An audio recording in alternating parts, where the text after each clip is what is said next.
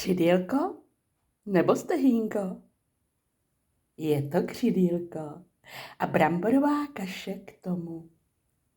A salát z červeného zelí.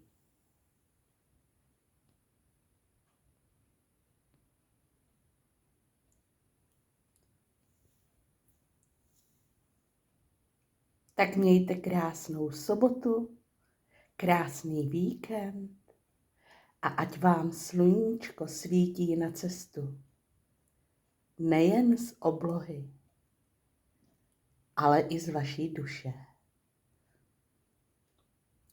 A pozitivní mysl a lásku v srdci.